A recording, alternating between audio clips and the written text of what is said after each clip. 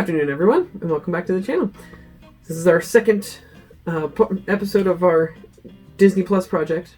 So this week we watched The Proud Family, the first episode of The Proud Family, which Anna really liked. I love The Proud Family when she used to watch that. I still love it. I didn't realize it was only 2 seasons. Yeah, it didn't last very long. Yeah, and I have feelings of why, but yeah, I just feel like it probably was for a very select group of people, and yeah, I can see that.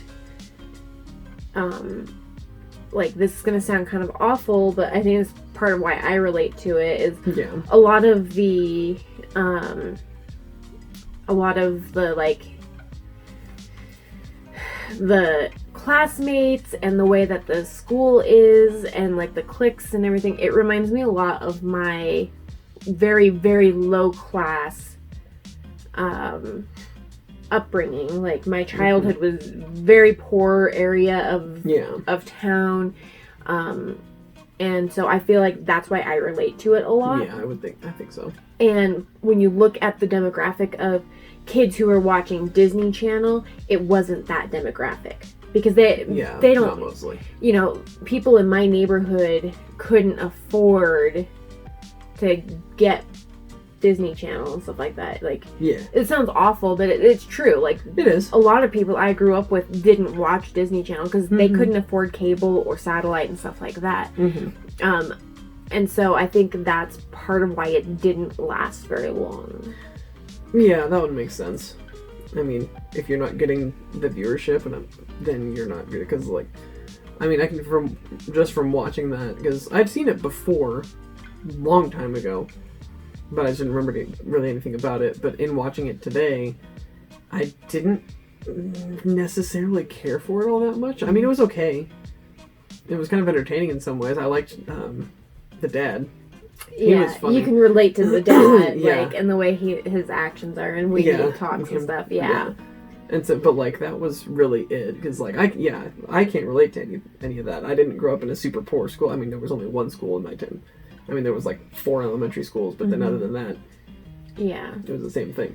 And so the schools that we had, even the elementary schools we had, none of them were like poor schools, right, by any means. So I didn't really grow up in that same demographic. And like, it's not to say like that the Proud Family is trying to portray a poor school or anything, but like, I can directly relate. Like, once I moved out here, where I wasn't going to a poor school, I was going to an upper middle class school.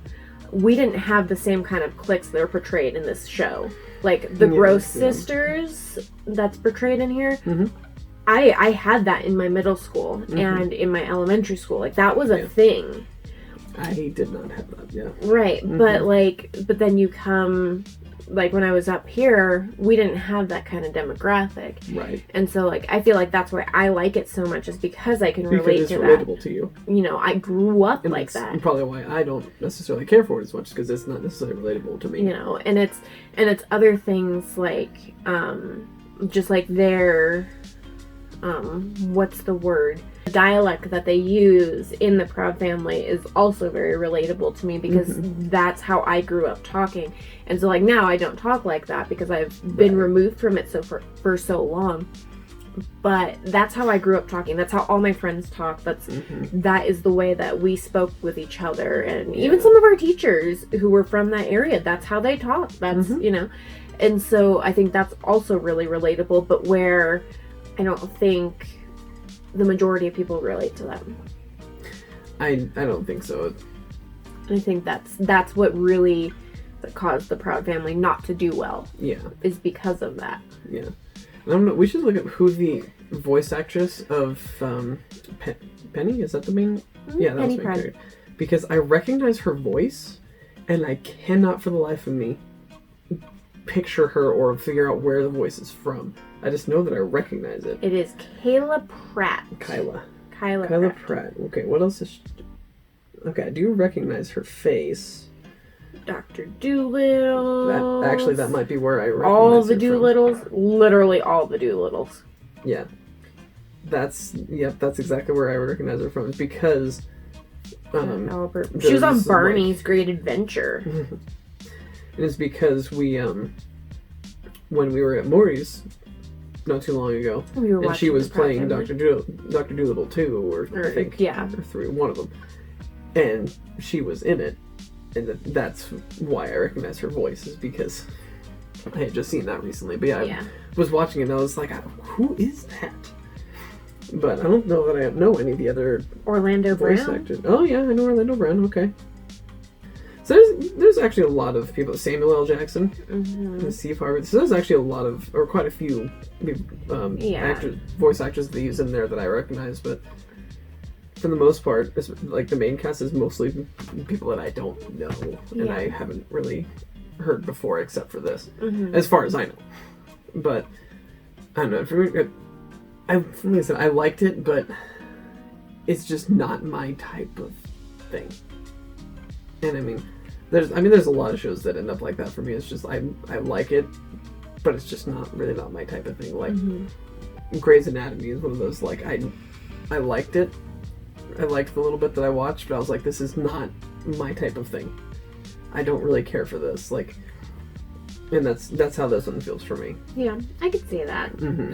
Like I said, I think it rides. I think it was created to be relatable for those Mm-hmm. for people. Because they were trying to pull in that demographic, yes. Right, but it didn't do well because Mm-hmm. you couldn't pull that Well, I mean, demographic. That's why they made like Lizzie McGuire. Mm-hmm. It's because they were trying to pull in that 18 to 24 or something like that. It was a specific age group that they were trying to I bring feel in. like it has to be a lot less And than 1824 I think it because was she was in high school or Mhm. middle school. I don't know. But So- it was made to bring in a specific demographic, and it's like a 10-year demographic. Yeah. Because I was reading about that in Disney War, that's one of the things that's mentioned. Yeah, they make shows like The Proud Family, Lizzie McGuire, even Hannah Montana to target a specific demographic. Yeah. That's the whole intention, and that's exactly what this feels like. There are some shows that don't feel like that. Yeah.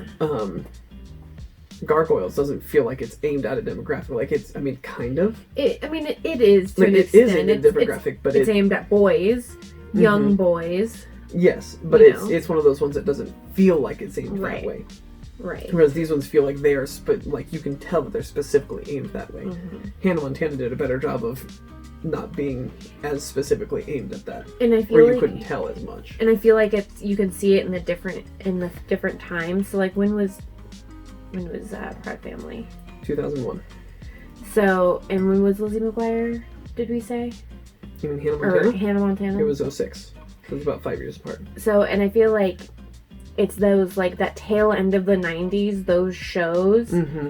In like very beginning of thousands, it Yeah. was like a hard drive at certain demographics. Each Yes. show was geared for a certain person, and that's who it was for. Yeah. Whereas I feel like they started to kind of figure it out and bring a little bit more all-encompassing stuff. Near as I can tell, it wasn't them necessarily figuring it out. It was the change in leadership. I mean, Because it was when that stopped was when Michael Eisner had to leave the company and Bob Iger took over. That's when the change happened. And I Because could that see was that. in 05. yeah, and I could see that. I could definitely see that 'Cause as that being was- the trigger point. Mhm. Because yeah, I feel like everything from the 90s, which I liked most of it. Mm-hmm. I grew up watching that kind of stuff, but I feel like I can look at all those shows and I can say, oh yeah, that was meant for these people. Yeah.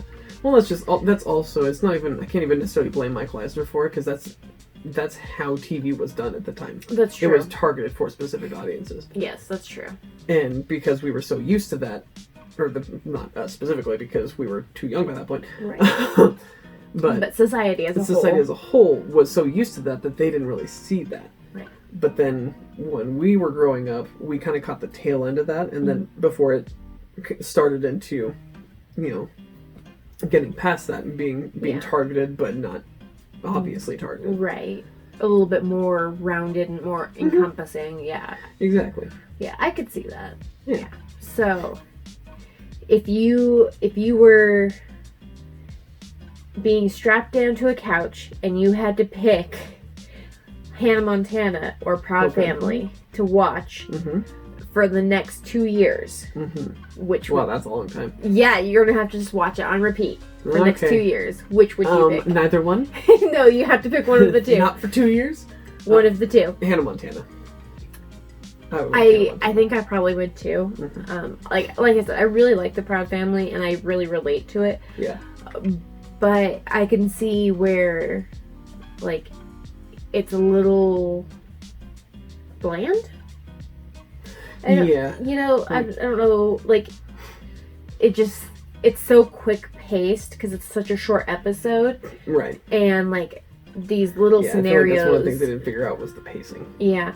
These little scenarios, because these are just snapshots, which is really common for this era of television. Right. It wasn't these long running storylines. Yeah, and it wasn't like 24 episodes of a story 40 minutes long, and it's Yeah. the whole storyline per season, and yeah. Right. These are just these short little snippets, and like there are some long running storylines throughout it, but it's going to be these short little chunks of life, Right. and I think that would feel a little over, like boring after a while. It's a little bland. Whereas like Hannah Montana has that long Has more of an running overarching storyline. Again, that came with the change in leadership, and the like Michael Eisner was trying to hold on to the old way of doing things, whereas Bob Iger was like, no, we can change. Yeah.